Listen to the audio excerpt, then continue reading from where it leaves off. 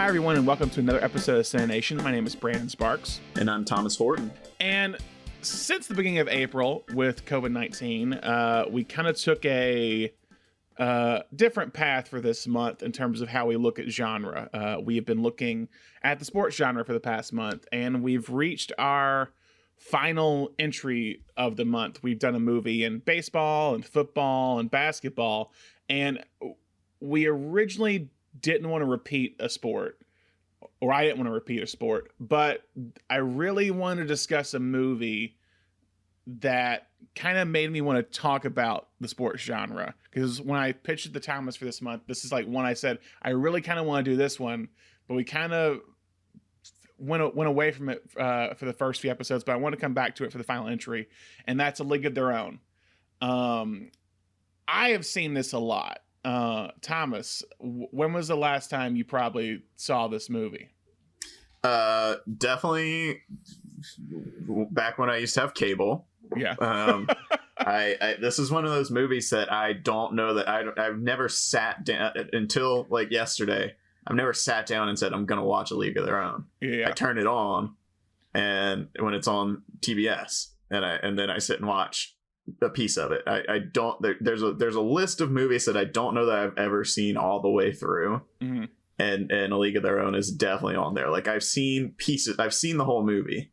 And until I sat down yesterday and watched it, I had seen the whole movie several times, but in pieces. I had never like sat down and said start to end, this is A League of Their Own. Yeah, see, that happened a lot when I was growing up. Weirdly, because I think A League of Their Own like was a big childhood favorite of mine.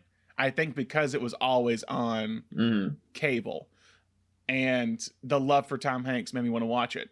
But this is probably my favorite baseball film, actually, is A League of Their Own.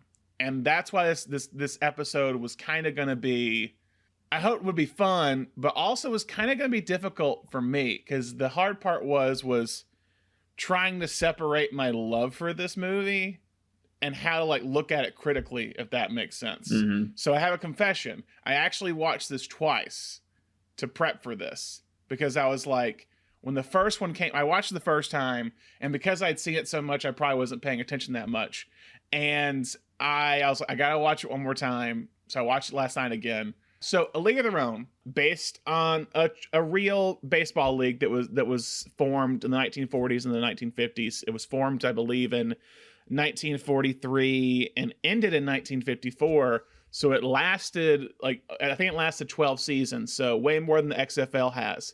So the film tells a fictionalized story of the creation and first season of the All-American Girls Professional Baseball League, originally called the All-American Girls Softball League, because the owner in the movie, it's a man named it's Harvey is the first name. Mm-hmm. I'm blanking on his. No, I think his last name's Harvey, right? His last name's Harvey because it's like Harvey Bars. Walter Harvey.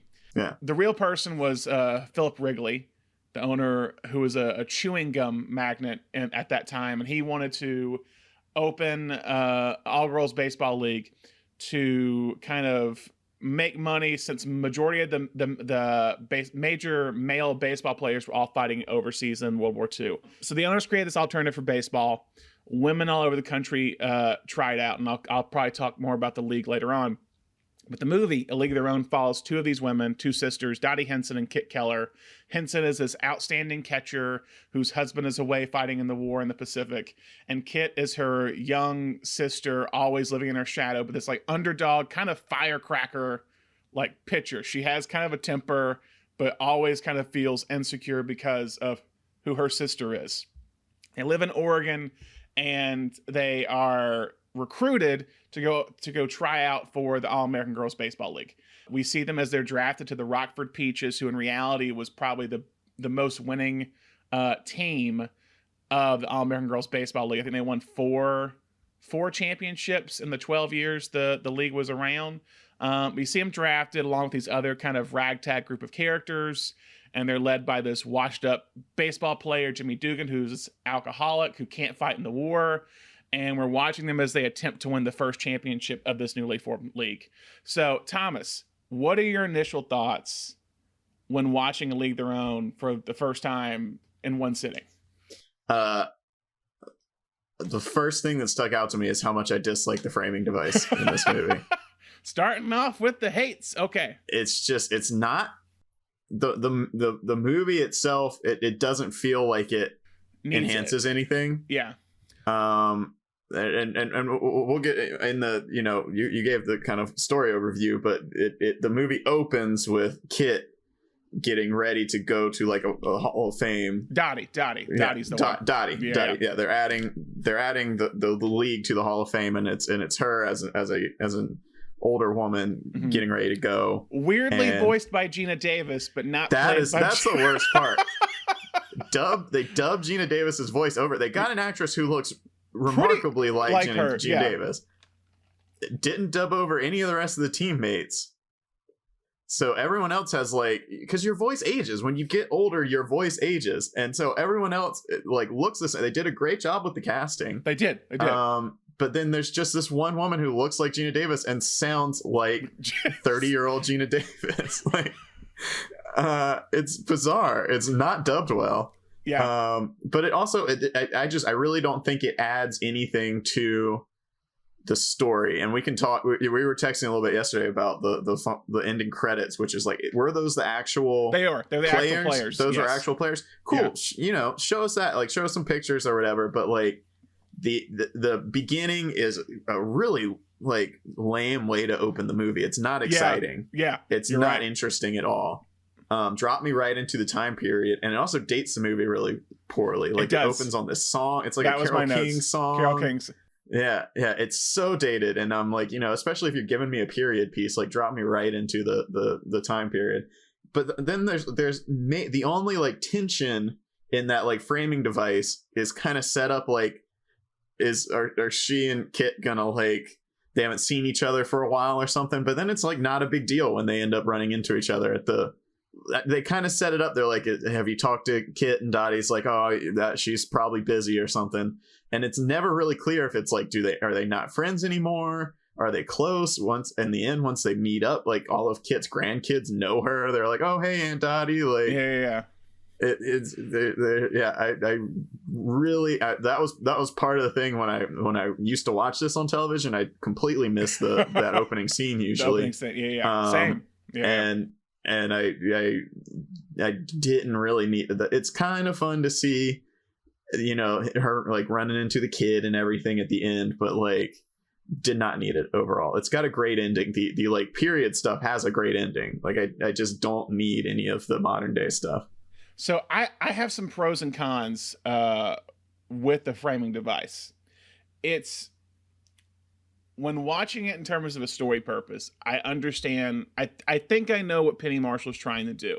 And this is why I want to talk about this movie, is because they're Kit and Dottie, and this is my big spiel with this, is that it feels like she's trying to showcase the changing norms of women in American society at the point in World War II, around that era.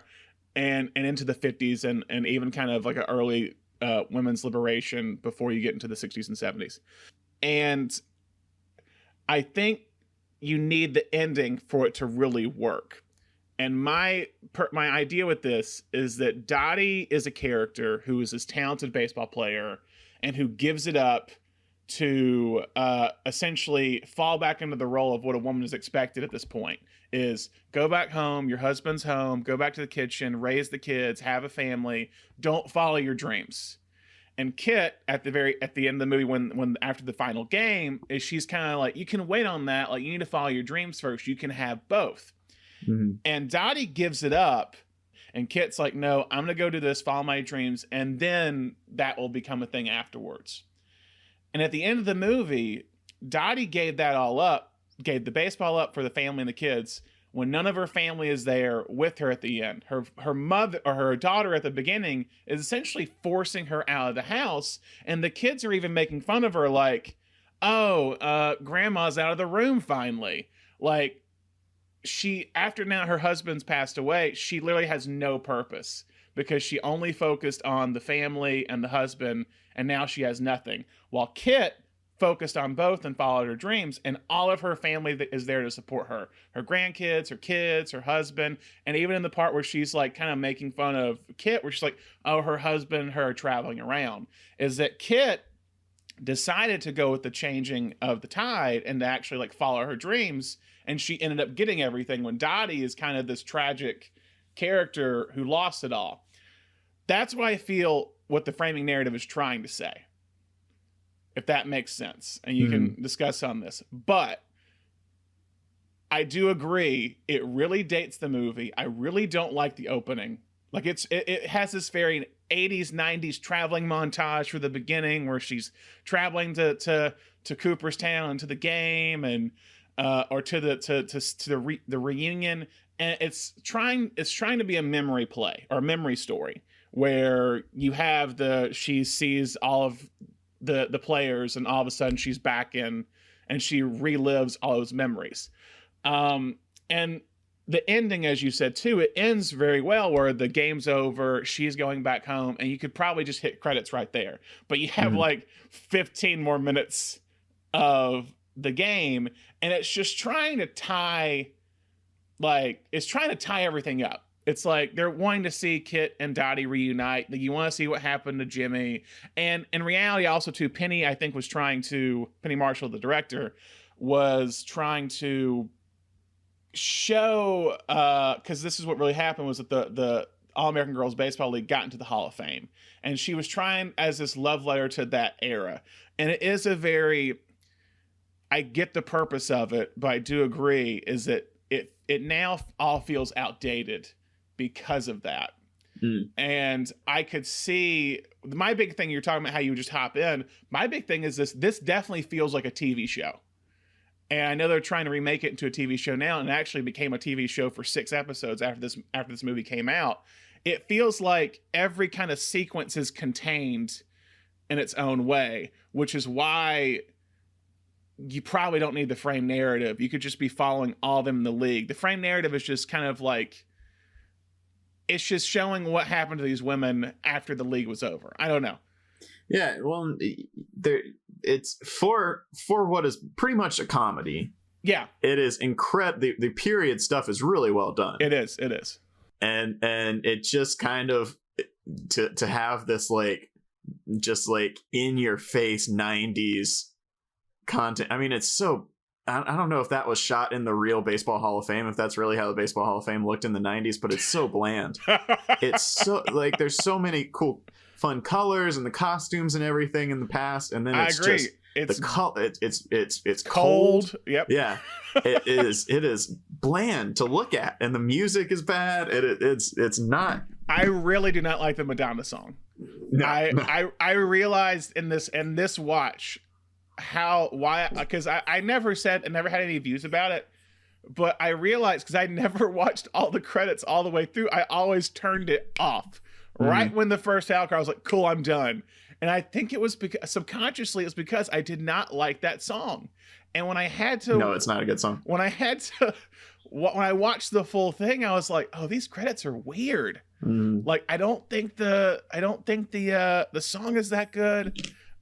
You have these kind of weird like sequences with the real life women who are the players. The weirdest part to me was the ending, where the ump calls a strike, and the old baseball player, the old woman, starts yelling at the umpire, and they start to get in a fight, and then it just cuts to like their standard credits, and I was like, wait, what just happened? Yeah. Because it's like a very comedic moment, and you still have Madonna's like very serious, like, this used to be my playground playing underneath, and I'm just like, this is a weird tone shift at the very end of the movie that I was not expecting. The movie, and this is, the benefit of if you do a period piece, it sits, period pieces age very well for the most part. Yeah. Like, honestly, if you look at, just to talk about like 2 movies that are very critically high regarded, if you go back and look at Boogie Nights and Magnolia, Boogie Nights feels more contemporary because it's set in another time. I agree with you on that. Yeah. and this movie had that going for it, and it's very sharp, and it's fun, and it's got like a bite to it. It's got this sense of humor, and the modern stuff just feels so cheesy. It's the music, it's the way it looks. It feels like it's out of a Lifetime movie. I don't disagree. It is very. I love how the quick thoughts. So let's just talk about the negatives. But you said initial reactions, and that was like as soon as Gina Davis's voice comes out of that woman's mouth, I'm like, what is happening right now? I can't. Like the house, like especially the furniture, like definitely reminds me of like going to my grandmother's house in the 90s. Like it's a time capsule of that era, but it also is a time capsule of that era of filmmaking, if that makes sense. Like I wrote in my notes, I was like, man, this opening scene is kind of rough. Like this opening sequence is kind of rough. And I was like, I really just want to get to the baseball. Yeah. Like I really just want to get to the baseball. And you just want to get, like we were talking about it feeling cold. You just want to get to that like kind of sepia glow of like, you know, I noticed that when it first comes up in when you meet them in Oregon and they're playing like for the Dairy softball team. And I was like, oh, the grass is really green. Like it's, it feels like this is a part where it feels like you could have shot this a year ago. Like I always loved the period stuff they did, not just in terms of like the story, but also like the production design. I think the production design is pretty good as well. And yeah, it's like you're wanting to get, like you said, that sepia toned kind of glow, kind of nostalgic glow of the movie. And yeah, and so that was the thing about when I watched it the second time. I was like, oh man, I have to watch the opening again. Yeah. And I really don't want to watch this opening again. So I kind of just played a little bit of it and went through it. It's just like it's these aerial shots of the bus going, which I don't think we ever see the actress in the bus. That thing with her grandkids, where it's like, oh, you never come back to the grandkids at all. Like talking about them playing basketball. It's there, I think, to set up. Someone put online. It was there to set up the ending of like the sibling rivalry between her and Kit. And how like she goes, hey, like let him win some to the older one, and then the younger one kill him.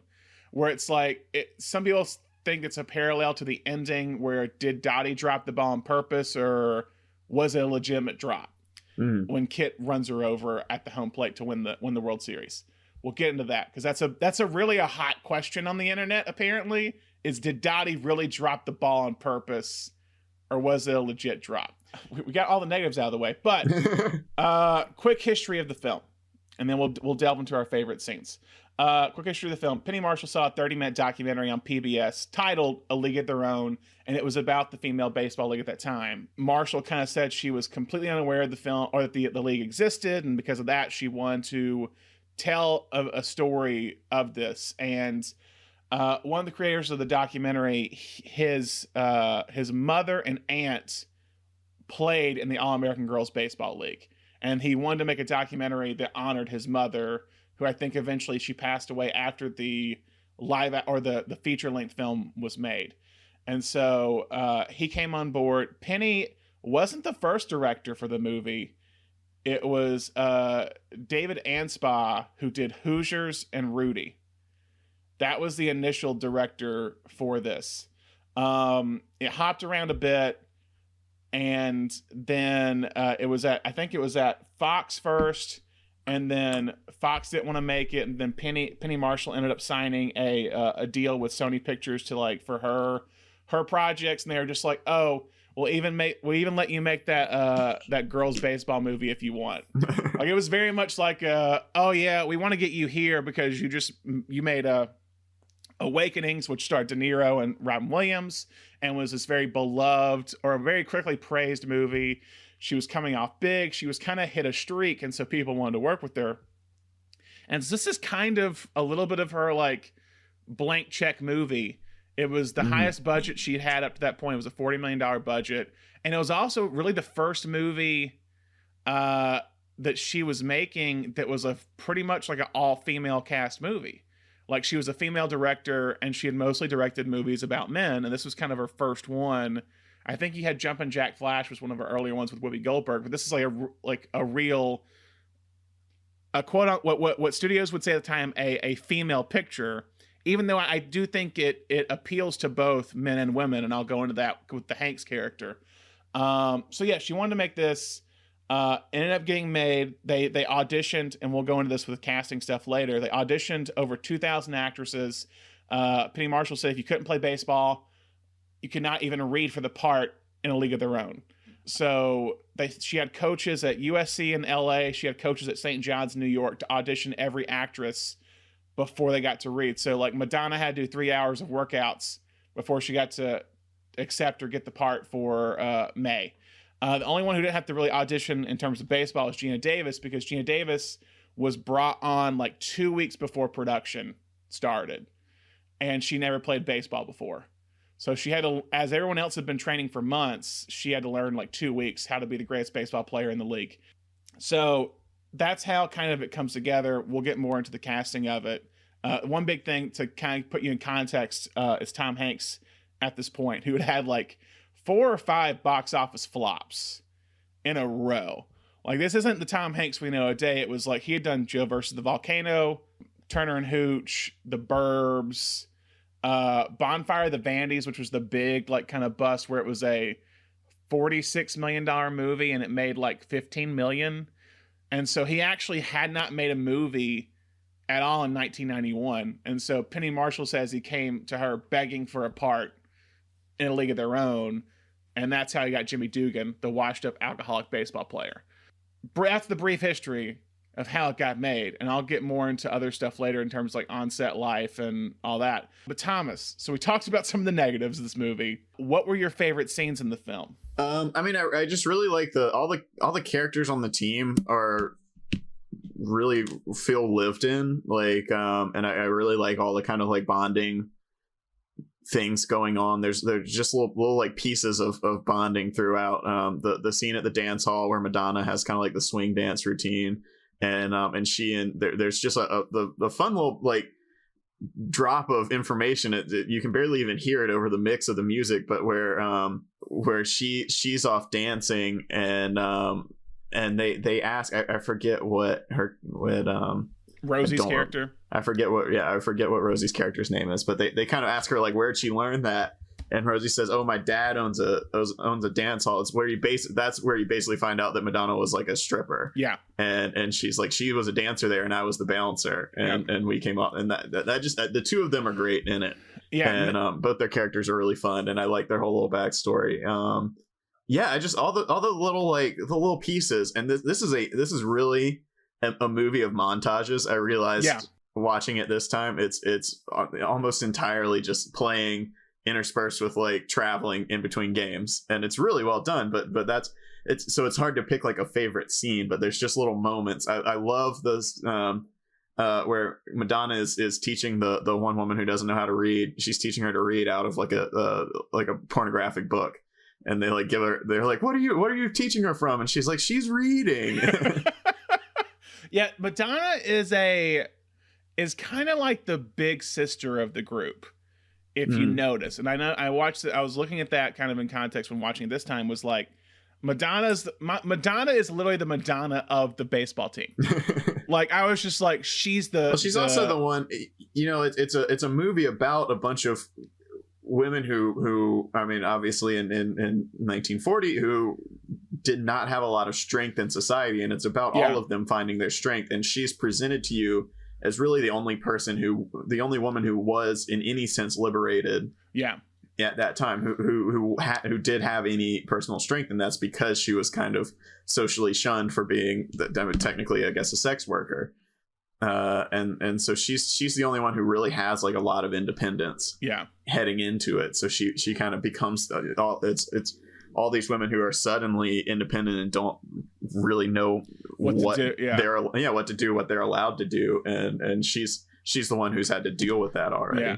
Well, it's like, I feel like every time there's a bus ride, it feels like Madonna, outside of, I think maybe Gina Davis's character, outside of Dottie, Madonna's like having a group talk with one of the other players. So you have like her teaching her how to read, and then you have especially these ones who like are coming from these small towns in Oregon and the Midwest and haven't really lived a life, and she's the one kind of talking with Kit, like, when she's painting her nails, and Kit's just like, do guys really like this? It's like Madonna feels like she has the back seat that's the full seat, and she just hangs out there, and you come and step into her office and talk about your problems. That's what it feels like with with May. And you see that with the book reading, you see it with when she's painting her nails. She's, like I said, she is this Madonna character of the cool, she's the cool woman in the group. Even to the point, you notice it really when at the very end, when she's saying bye to Dottie, and I was just like, she's completely in a different like era in terms of fashion.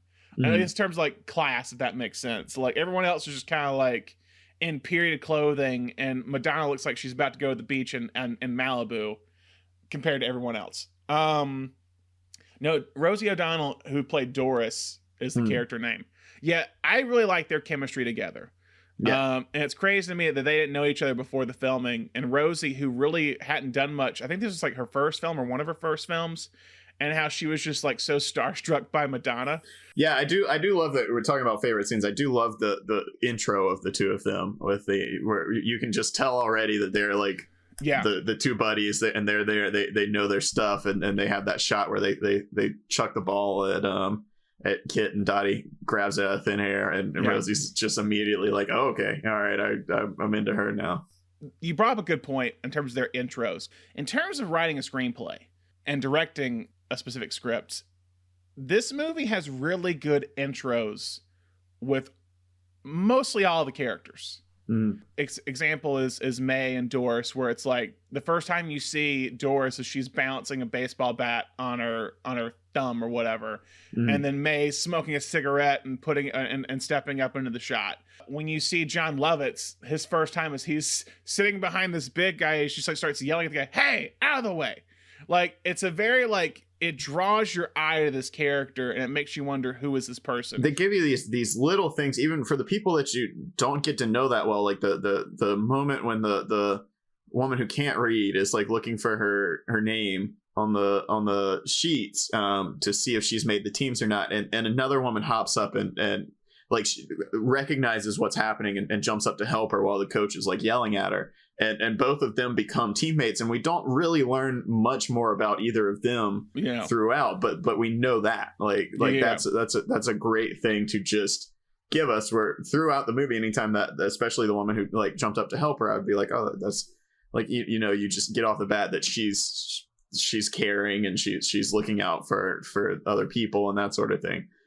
So I feel like, even though I didn't know most of their names, you do get a good idea for like almost the entire team, which is pretty tough to do. It's tough to give them all like a defining characteristic that's not like caricature. Well, it's like you have Evelyn, who I think really the first time you have a scene with her is when she comes to Jimmy, is like, my husband doesn't want my kid around. Can I take him on road trips? And that's kind of how you're introduced to her character.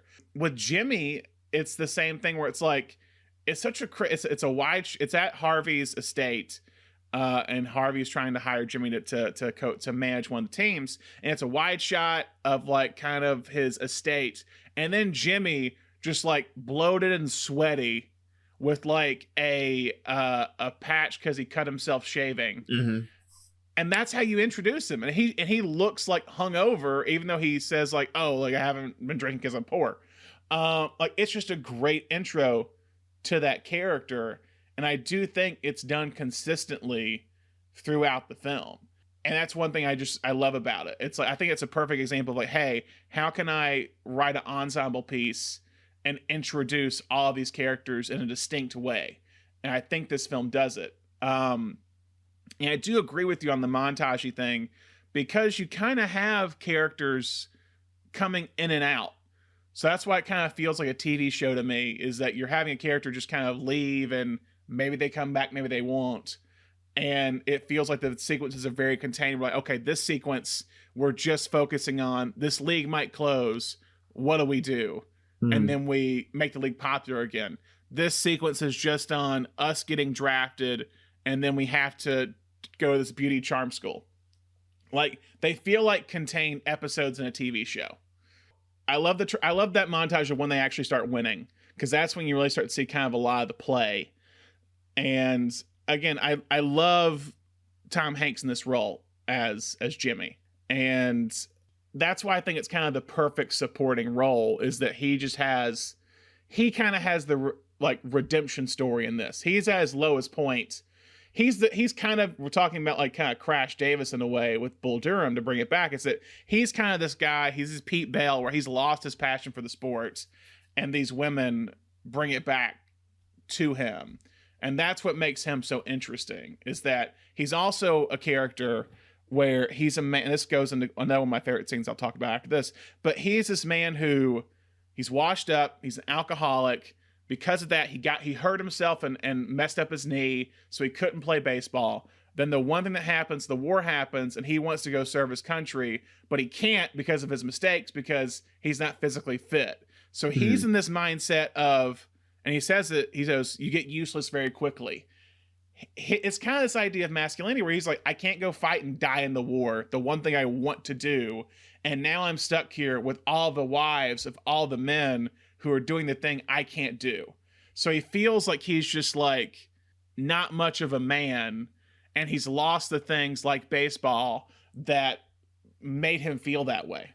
Mm-hmm. And so I think in the meantime, with playing with them, is that I think he realizes it's not about like a man-woman thing. It's just about the passion of playing baseball is what it ends up becoming. And then my favorite scene, which is where it really shows his change, it's the scene in the locker room when they get the letter from the military that a player's husband has died. Mm-hmm. And that's where the full kind of arc of Jimmy comes through, where when you first see him with Betty Spaghetti, who's the one that loses the husband, he rips her baseball card, he's drunk, and he just like doesn't care. And then when her husband dies, he's the first one there, and he's watching as this woman's crying over a husband who fought in the war, something he can't do. Anyway, that's my long rant about Jimmy. What'd you think of that scene with Jimmy as a character? I enjoyed him. I had forgotten that he really was kind of a supporting character. It's really not like about him. It's a little bit much at the start. I got a little tired of it, but I guess that's the idea, is he's supposed to be just like repulsive. Yeah. But yeah, and I mean, it's Tom Hanks, so of course by the time he like really starts caring, you're like, oh, it's Tom Hanks. Like this is you can see the like beginning of the, I mean, I think this is at a really interesting point of his career. It's like, yeah, you can see there's some bachelor party in there, and there's also some America's Dad in there. Like it's kind of like this middle part in his career. The uncle. He's the uncle. He's America's uncle. Yeah.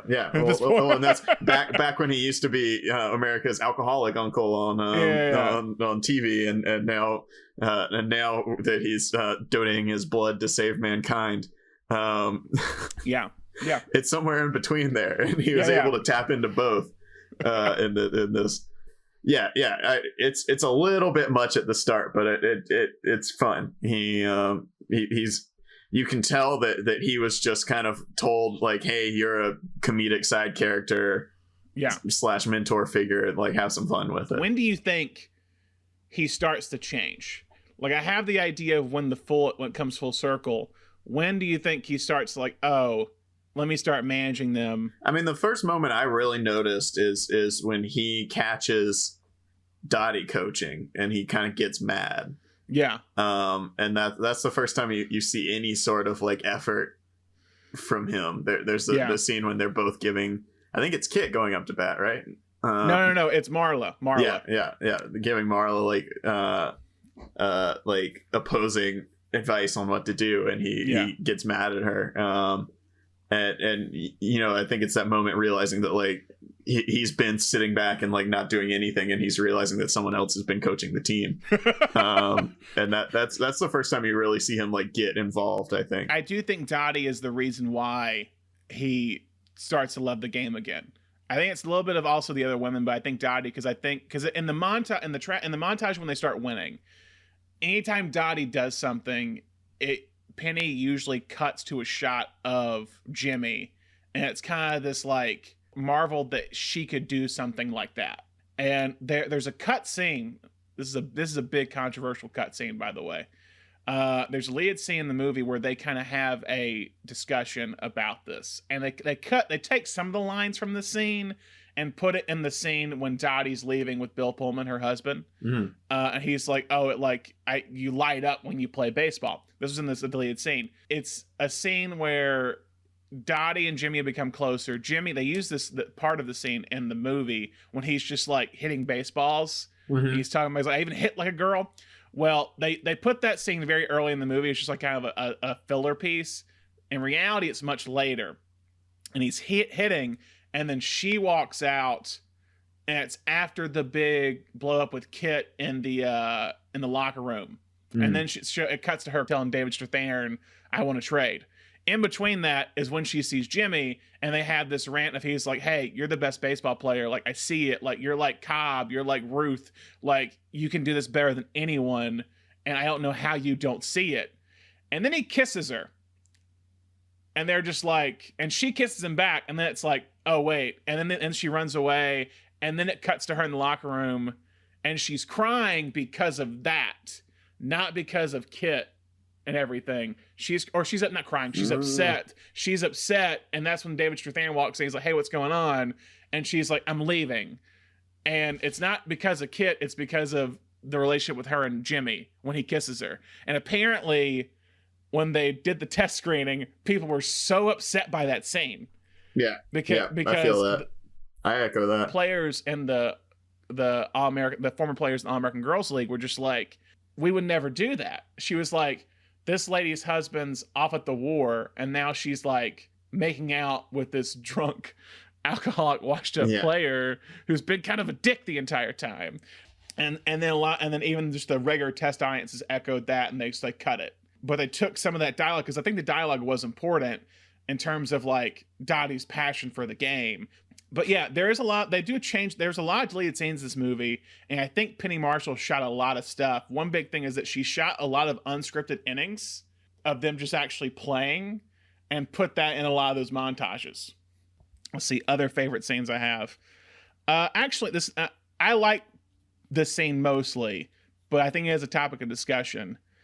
What are your thoughts on the final game in the movie? I don't really know how I feel. It's weird because you're rooting for Kit, but you're obviously rooting for the Peaches. Like you've been with them more. Yeah. And it never really feels like the movie has made its mind up on Kit necessarily. I don't really know what you're supposed to be doing there, and it feels a little like murky. It's established like Racine is just the villain team basically. Yeah. And that coach, that's the guy that's like such an asshole to everyone during the tryouts, is the Racine coach. Yeah, like you're really not supposed to like that guy at all.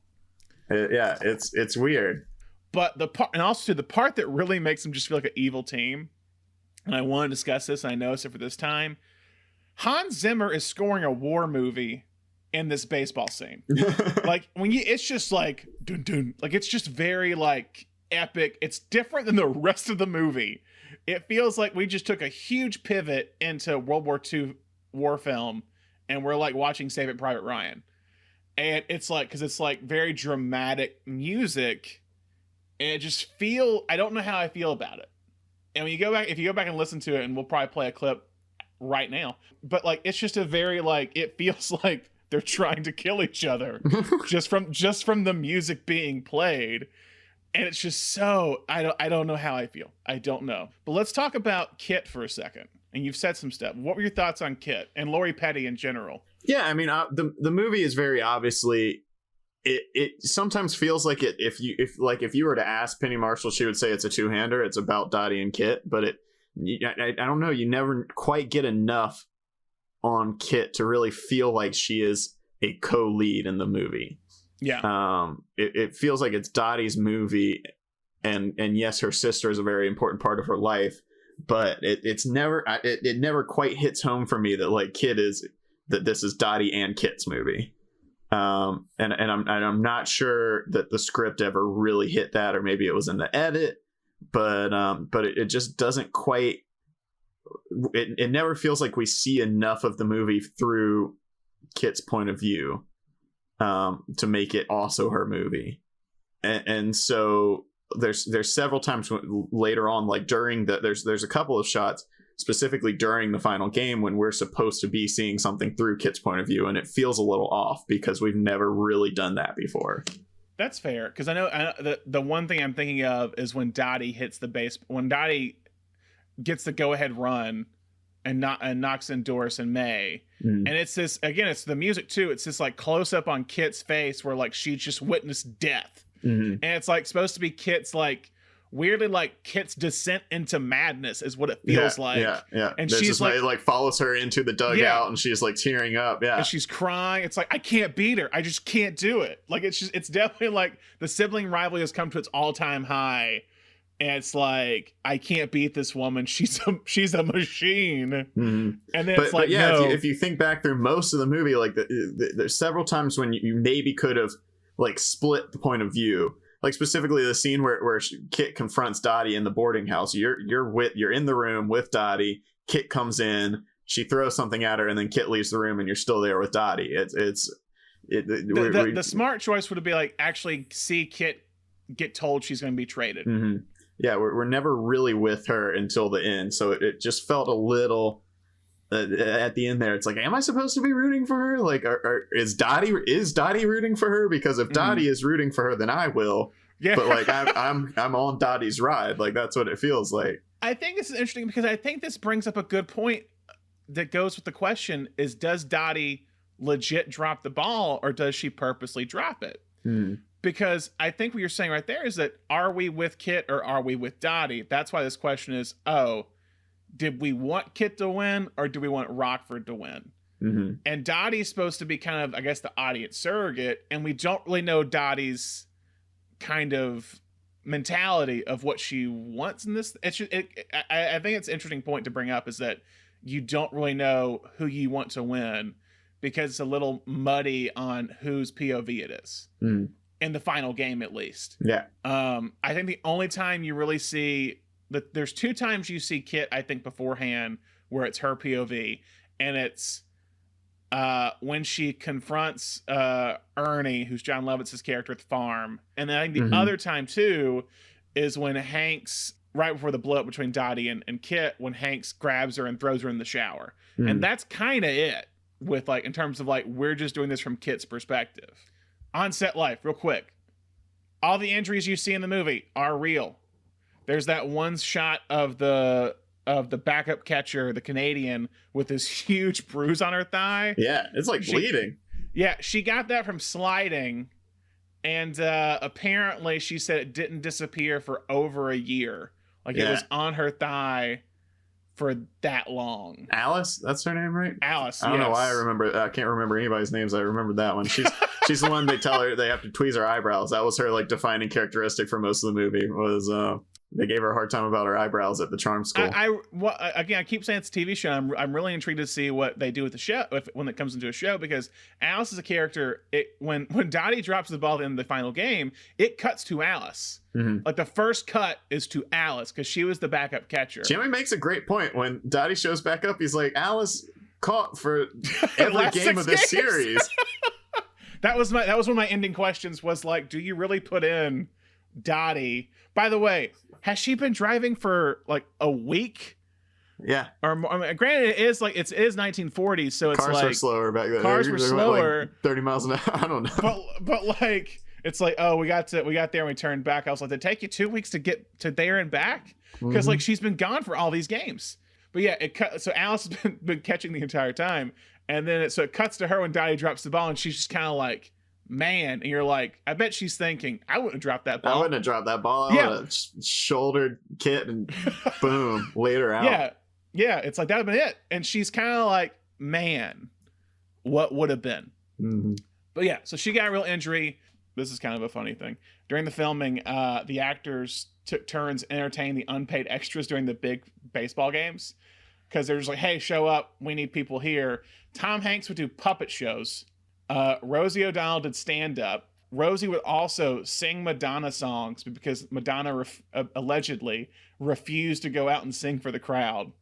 So Rosie O'Donnell would sing songs, and Madonna would like yell at her and cuss her, say, "Hey, never sing one of my songs ever again." And Rosie's like, "Yeah, sure thing, won't do it." Next day, sings another one, and it was just like that was like what they were doing. None of them had stunt doubles except Gina Davis for the running split she does. Apparently everything else was her. Lori Petty played baseball on an all boys team growing up, so she was the most skilled. Her and Rosie O'Donnell were the most skilled on set. Yeah, she's got great form. Pitching's the hardest thing to pull off out of anything, and she's got... Yeah. During the farm scene, Lovitz goes to recruit Dottie and Kit. When he's doing the scene inside the barn, there was a cow giving birth to a calf in the middle of the scene, and he just kept going and ignored it. And he was so confused when people were like, "A calf was born." He's like, "What?" They named it Penny after Penny Marshall. Baseball coaches for the actresses used slip and slides as a way to teach them how to slide. After the first 3 women got concussions, they stopped. They also used period gloves at one point, and the ball kept going through the glove because there was no webbing, and a lot of the girls got broken noses at first because of it. Jeez. Hans Zimmer knew nothing about baseball going into this film, which makes sense why he records. That checks out. I believe that one for sure. Anyway, we've kind of talked about a lot of these things, but I'll just ask it if there's anything else we missed. What worked about this movie? Yeah, I think we pretty much covered everything. We haven't specifically said it, but we've talked about how well everyone was trained in baseball. The baseball works. Like, that's a big question we've been asking for all the sports movies we've watched, and the baseball scenes are great. And I think another thing the movie does really well is it sets itself. It makes the marketing of sports a major part of the movie without ever like really going, like, no one's ever really like talking about how are we going to market this, but it goes a lot into it. Yeah. It does that really well. And there's one sequence in particular where it's showing like the different ways that all the different players are covered, and like what magazine would publish what. On like Betty Spaghetti, they're talking about her cooking recipes, whereas Madonna is being marketed as this like sex icon, and all the different ways that you can bring in different audiences. And they never have a moment where like David Strathairn says like, we got to do a full spread and get every magazine in town, but like they show you how that's done and how you can kind of tweak your message for all the different audiences you're trying to draw in. It's fun. There's a couple little conversations with, I mean, that's mostly David Strathairn's kind of character arc, but like it's never a huge part of the movie. But this whole idea of like, how do we make this work from a publicity point of view is pulled off really well as kind of a little side story almost. Yeah, I like Strathairn's character because that's kind of, he was Harvey's like head of publicity. And his whole thing is like, I gotta market this league. I think he is trying to market the league, but I think he realizes like, hey, this could be a legit thing. It's not just a ploy, a marketing ploy. Oh, we got females playing baseball. He's just like, no, there's really good. There's a pretty subtle little character arc to him. Like when it opens, I was about to text you guys. I was like, there's no one who can play just like an out and out slime bag and also just the nice, like, because in the beginning he opens as just kind of an asshole, and I was like, David Strathairn is so good at being like, he can just be someone you hate, or he can just be the nicest, most charismatic dude in the world, and he kind of does both in this movie. He does. Like he really starts out as a real skeezy dude, and by the end he's like standing up for them, and he's the one that they ask to open up the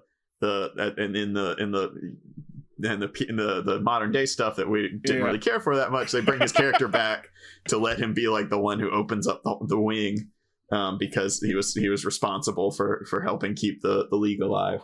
I did have a question. Was like, is he only following them the entire season? Because he's like always there. All right. Well, here was my question, and I'm sure you could do this just by Googling. It's 4 teams, right? 4 teams. Yes, were they all correct. just like suburbs of Chicago? I mean, they don't really travel that far. I mean, they can't have.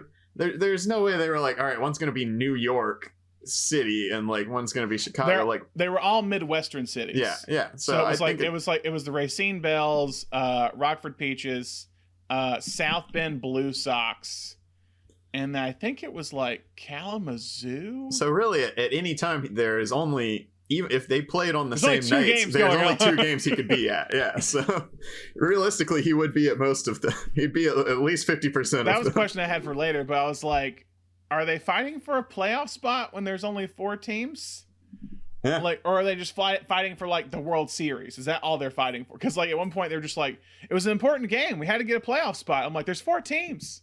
Like, just say championship series, World Series. It's all you're kind of fighting for. Jimmy's big moment is he comes out and he's like, I just found out we could go to the World Series. It's like, well, yeah, you guys could all go to the World Series. He's like, I get a raise if we go to the World Series. I get a bonus. Yeah. Besides the frame narrative, what didn't work about this movie? I mean, that's the main thing that sticks out to me. That's the big one. The music we've kind of talked about a little bit. It's hit or miss. It's very hit or miss for me. Yeah. Well, are we talking about Zimmer's score or the songs? Both. The music, the score doesn't feel like it always fits, and the choice in songs definitely doesn't feel like it fits. That's the main thing that stuck out to me for sure. Also, too, I will say this. Another thing I kind of like, I don't know if I really loved some of the Oregon stuff. The only reason why I say it might actually be because of the frame narrative. It might be because I'm so wanting to get to them playing baseball like as a team that I'm just like, I think it's I don't think they start playing baseball until like 25 minutes into the movie or more. It feels forever, and it might be the frame narrative. It might just be better. Here's the thing: take out the frame narrative. Where do you start the movie at? You start with them playing baseball. You just start with them in Oregon playing baseball. Yeah, I mean, you have to show that they've got experience in baseball. You got to like. I think it opens fine. Yeah, they're in Oregon. You figure out who they are. You figure out their relationship, and then you have to like call to adventure or whatever. Call to action. Yeah, I think that's great. I think it works fine. So I know because right now it goes from the frame narrative into the newsreel. Oh yeah, like all American baseball, girl. See, I don't think you need that. You have the scout kind of tell them basically what's going on, and when they get there, even have that show up while they're traveling. Give them a little travel. Like as they're traveling, have the news say like this is happening. But yeah, I think you just open on 1940 Oregon baseball game. Boom, I think you're set. Okay. I don't think the stuff in Oregon lasts long enough for me to really have an issue with it. I don't think I have an issue with it. I think that it's that I have an issue with the beginning frame narrative that I feel like I really want to get to like the Rockford Peaches, if that makes sense. Like, I really want to get to them. And it feels like, because the frame narrative, the first opening frame, it feels like it takes about way too long. It's felt about like an hour. Feels like about 8 minutes too long. It was 8 minutes. No, it just feels like, when watching it again 2 times in a few days, it definitely it really dates that movie. It's like the music, I think the way it's shot, the way it's edited, the dubbing. The kid actors, like, is that it? That's what it. Didn't work. Okay. I don't want to rag on it too hard. Okay, yeah, because I really do love this movie, and I do know I'm a tad bit biased to it, even though it might not sound it. Alternate cast. These are some big ones. A lot of weird history with this movie in terms of cast. As I said, Marshall tried out over 2,000 actresses. You only got to read for the role if you could show that you could play baseball. They had Marshall said that the batting cages in Los Angeles did some of their best business because all the actresses in LA were practicing for their audition. So they were all going to the batting cage because they needed to show that they could play baseball. Madonna came to St. John's, and basically Marshall was trying to figure out, did they know how to play or were they trainable? Madonna was one where she worked out for 3 hours, and the coach was like, she's trainable because she was a dancer. They kind of like tried to do it with dancing. I do think, because Hanks and Rosie O'Donnell both said that when you saw her throw at first for a while, was that she was thinking like a dancer, like 1-2 step. Like she was like thinking in that way. I do think they hide her ability a little bit in this movie. You don't really, you see her doing like runs and stuff, but you don't really see her hitting or catching too much. Yeah. She does a lot of slides, and that's kind of her big thing that no one else is really doing that you see in the movie, is that May is like sliding. Okay. Dottie Henson.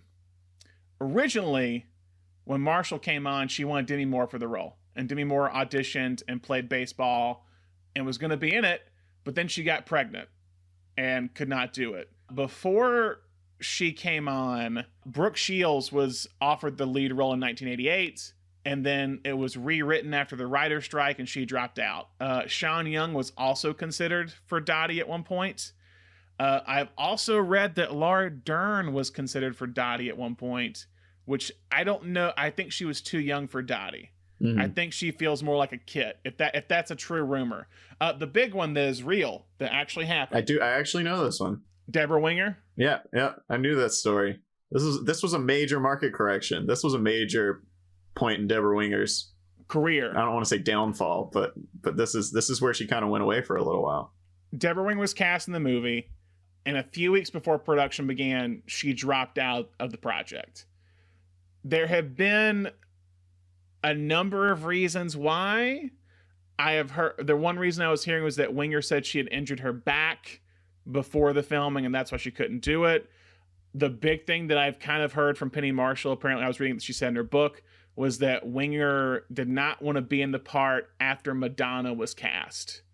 She said that Winger did not want to be in a quote unquote Elvis movie because she felt like it was just going to be like maybe a vanity project for Madonna, but she felt it lessened it. So Deborah Winger dropped out, and then Gina Davis stepped in a few weeks before that. So Lori Petty was already cast for Kit, and the cast her based on being Deborah Winger's sister.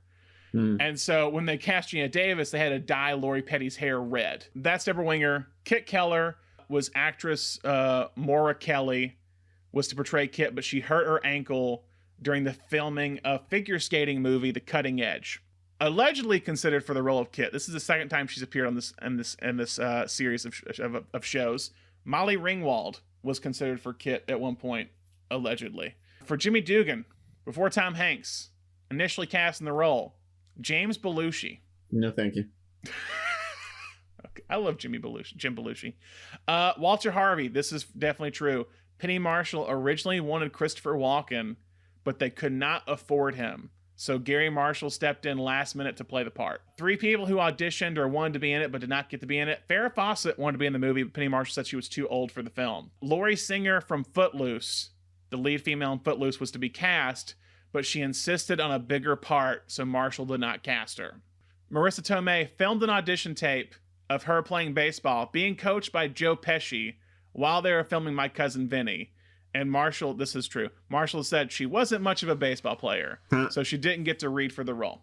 That's your alternate cast. Also, there was more John Lovitz in the movie.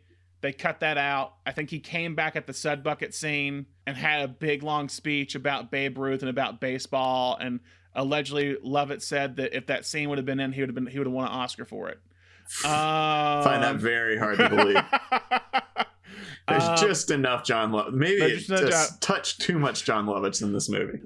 Story questions. Ask that one. Trade questions. I have a few kind of like specific questions. Trade questions. Who did the Rockford Peaches get for Kit? That whole trade thing is so weird that you don't see another team member. No. And it just kind of comes out of nowhere. It's like, oh, why? Why would, I mean, obviously also, Racine would take... Is there a trade deadline? Like... Yeah, it's like, because they really don't have any more games before it kind of goes straight into the World Series. Like, Kit just, like, fits right in team chemistry-wise for the Racine Bells. Mm. But, like, you just traded your star pitcher for no one. Mm-hmm. That was just weird to me. Roster questions. We asked about... Alice just being cut, like, hey, you're gonna sit out game 7, even though you played for all 6 games. Ellen Sue, the Georgia character from Georgia, just starts pitching game 7, and I don't think we've seen her pitch the entire movie. Maybe that's just me. Maybe she was pitching and I didn't catch it, but I did not notice. I looked her up because I was like, that actress looks very familiar. I looked her up. Twist, she does not look very familiar because she did the television show after this and then did not do anything else. Oh, did she? Oh, wow. But she was a college softball player. Okay. So I imagine she was probably brought in as one of the ringers. She was pretty enough to be an actor, and she actually had like real solid athletic form as far as baseball goes. So I think that was kind of her purpose Okay. in the scene. But yeah, they kept cutting to her, and I was like, she looks really familiar. And I looked up and I was like, nope, you do not know her from anything except for this movie. We brought it up. Does Dottie legit drop the ball, or does she like just drops it because she gets hit, or does she do it on purpose for Kit?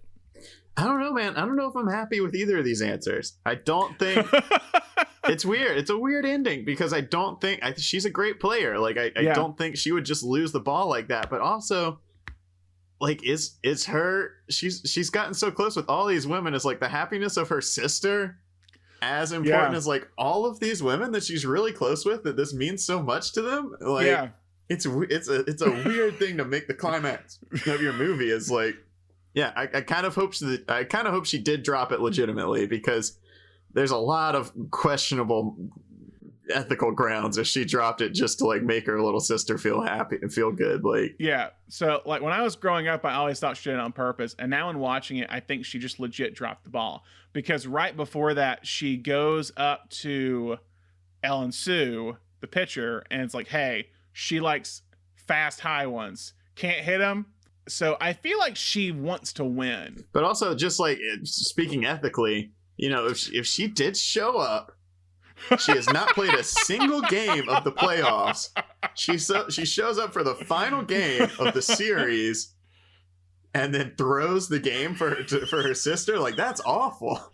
No wonder she didn't want to go to the Hall of Fame opening. She didn't want to face any of those women.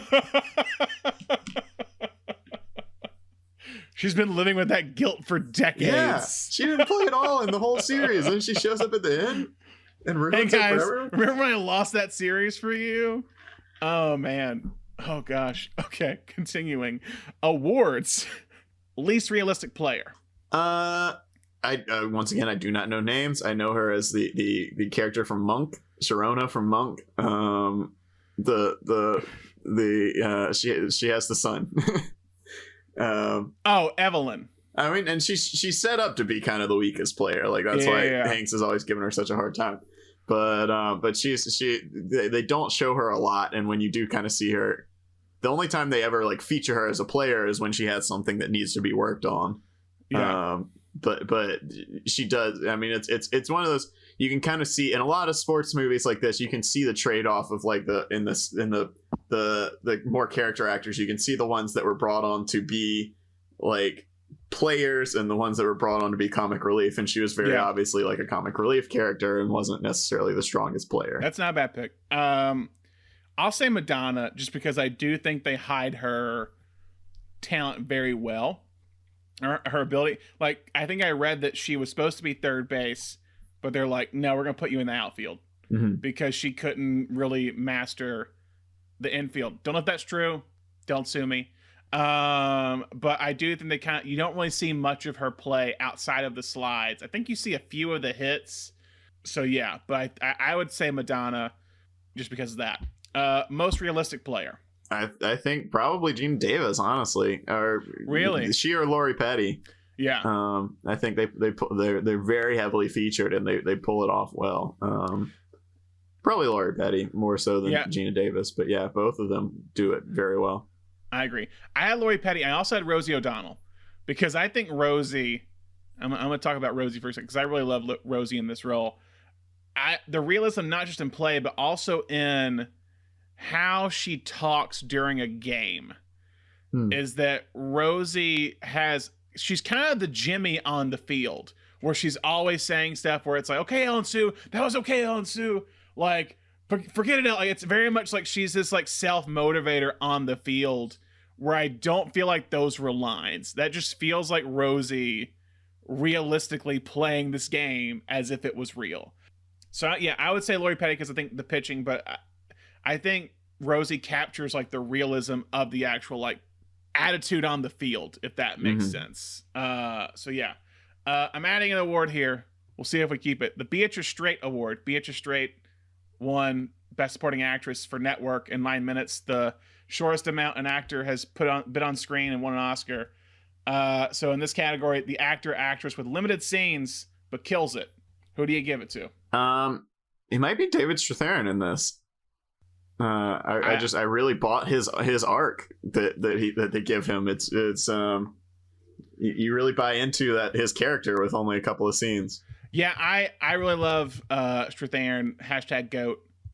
This movie might have caused my obsession with David Strathairn as an actor, because I just think I love him in every role he does, every role that I've seen him in.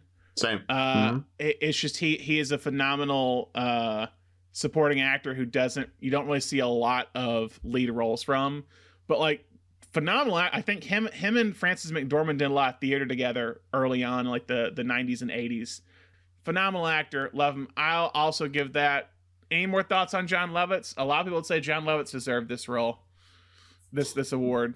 Jon Lovitz plays Jon Lovitz in everything that he's in, and whether or not you're into that, good for you. I'm not necessarily into that. I know that's what, when you see Jon Lovitz show up, you know what you're in for. You're in for Jon Lovitz being Jon Lovitz. It doesn't matter if it's 1940 or 2019. He's gonna be Jon Lovitz, and that was a fine amount of Jon Lovitz for me. I was very happy to never see him for the rest of it, and a little, even though it wasn't even him, was a little disappointed to see his character show back up at the end. That's still, to this day, that confuses me, because it's such a weird. So older Marla comes up and is like, "You see that, Ernie? That's the day you changed my life." I thought, okay, maybe she says Ernie. I always thought she said honey, and I was like, wait, did Marla marry Jon Lovitz's character? It was just a very weird exchange, but I think she says Ernie now that I think about it, not honey. Yeah. I misheard it as honey until I realized that was supposed to be Jon Lovitz, and then I was like, oh, okay, I get it now. But yeah, because they go out of the way to tell you that Marla's husband is still alive. So I was like, whoa, does she have an affair with Jon Lovitz's character? Was that's season 2? Is that season 2? Marla comes back and Jon Lovitz becomes the Rockford Peaches scout, and like Marla and him just like, hey, let's have fun. Joe Pesci X Factor Award. I'm gonna give it to Madonna.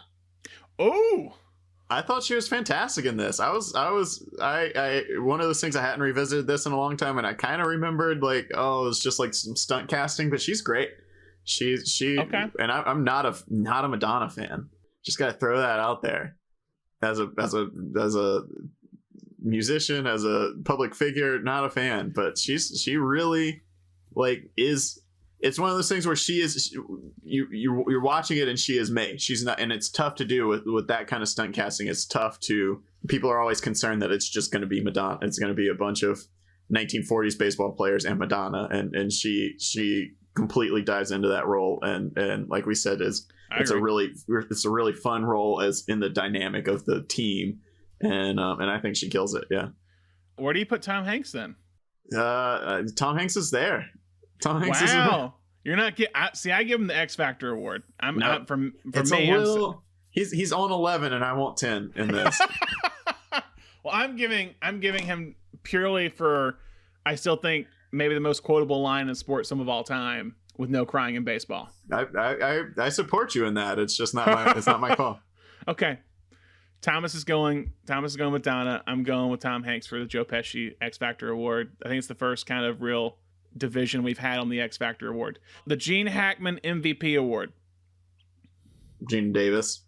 Plain and simple. She learned the baseball. She came in. Everyone else was like doing like baseball training camp or whatever. She drops in last minute, learns the baseball, pulls it all off, and she even came in and made an attempt in the dubbing booth to voice over the adult character of herself. Didn't do it well. I mean, she's not to blame for that, but yeah, she's great. Gene Davis is always fantastic.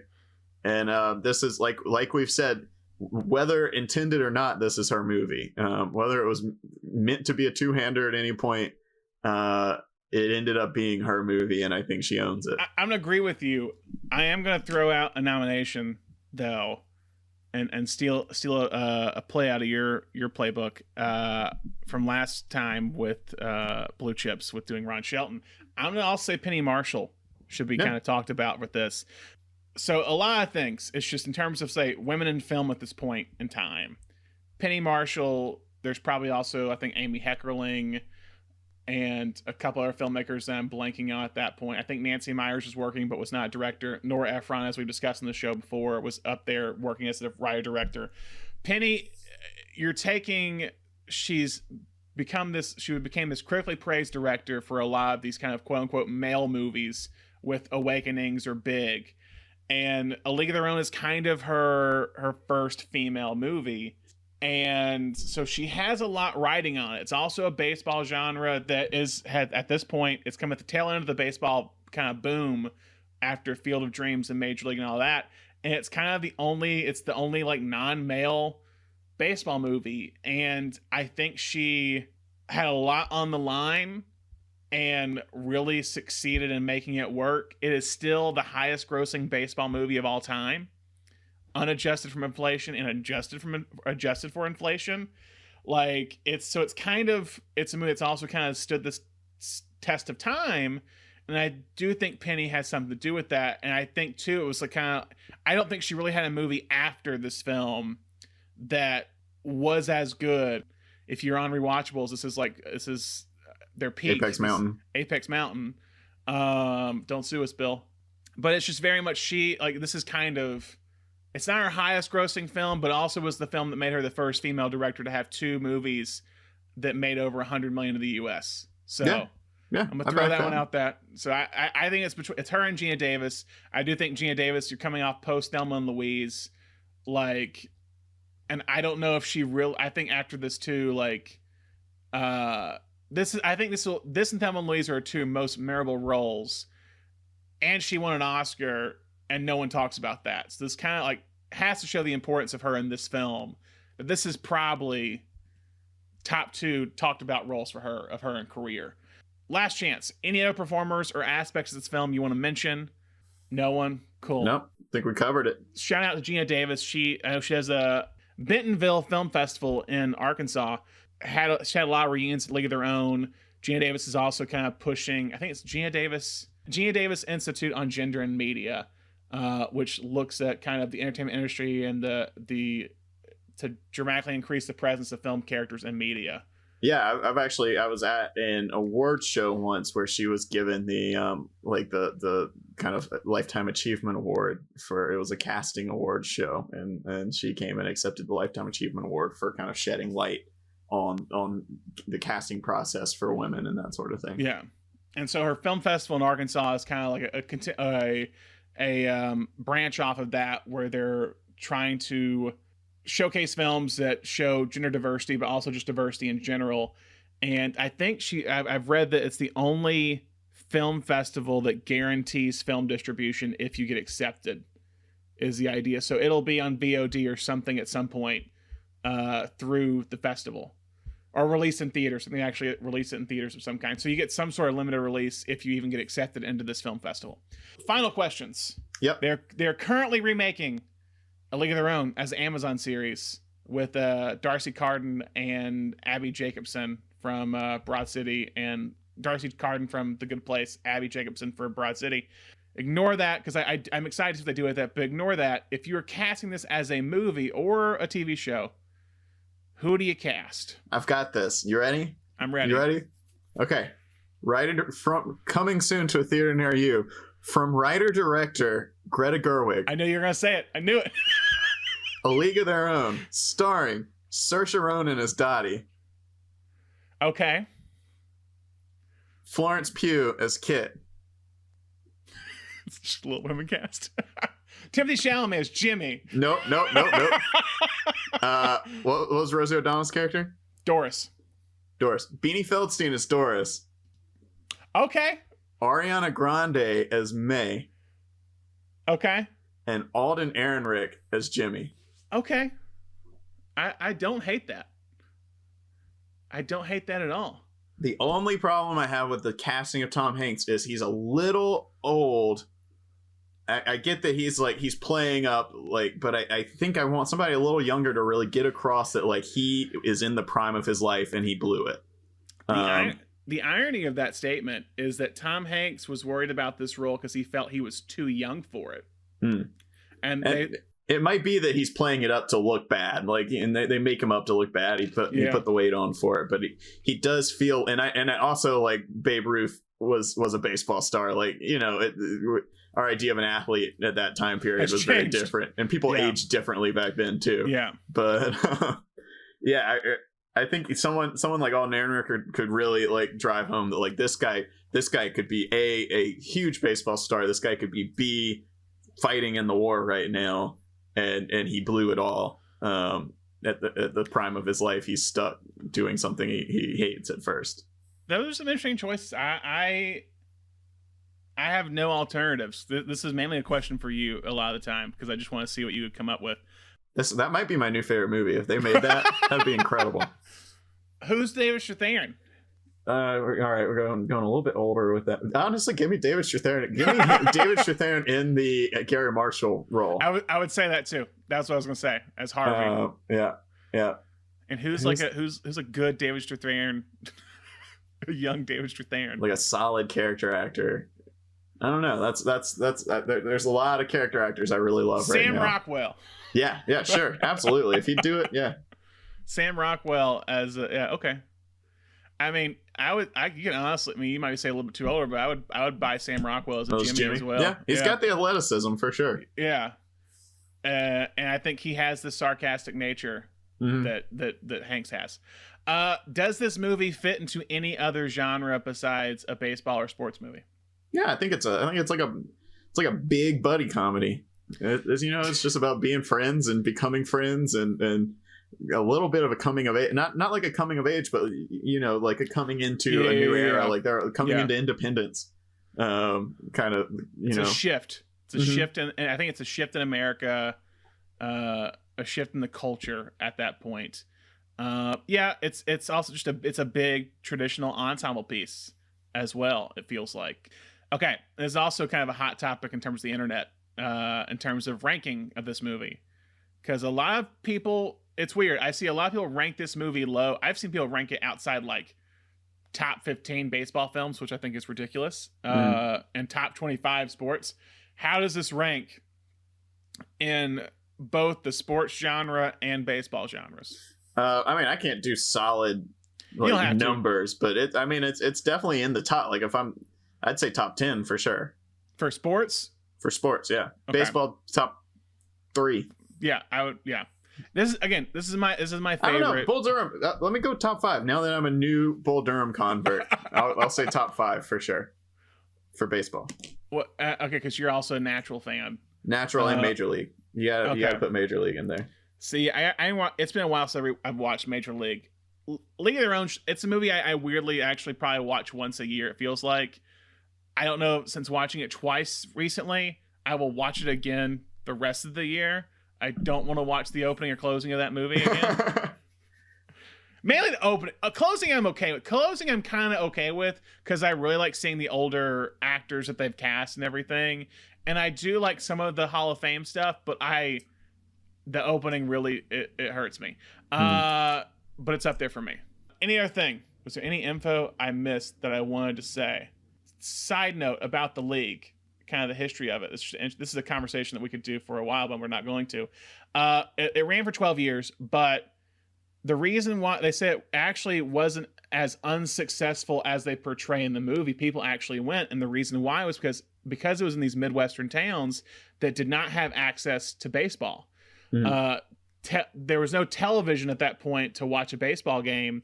And a lot of the reasons why the film, the show, or the league ended up folding, not just because of the war and men coming back to play baseball. Baseball was still going on in the major leagues, but it was like they were filling the people with minor league players, retired players, high school players. It actually ended up, a lot of minor league teams folded because of it.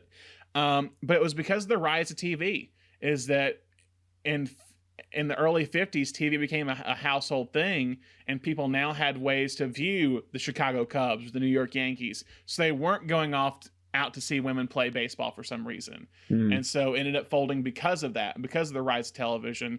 And then it ended up kind of being written out of history for a bit until A League of Their Own, the movie and the documentary. And then the Hall of Fame that actually has, I think a section for the All-American Girls Professional Baseball League, and they say is one of their most asked about exhibits at the Hall of Fame. Thomas, I'm happy you joined and wanted to talk, or was able to talk about it. You were able to watch it fully for the first time ever. So guys, thank you so much for listening. Make sure you subscribe to us on Apple Podcasts and Spotify, anywhere you listen to your podcast. Give us a rating, review if you can. Follow us on Facebook, Twitter, Instagram, and am I missing one? And Medium, where we're writing articles. The hope is we have with everything, we've kind of had to pivot some stuff, so we hopefully have some interesting stuff for you for May, starting next week, is the plan. Guys, stay safe. Thomas, thank you for coming on as always. Absolutely. We hope you guys listen to more episodes soon. Bye.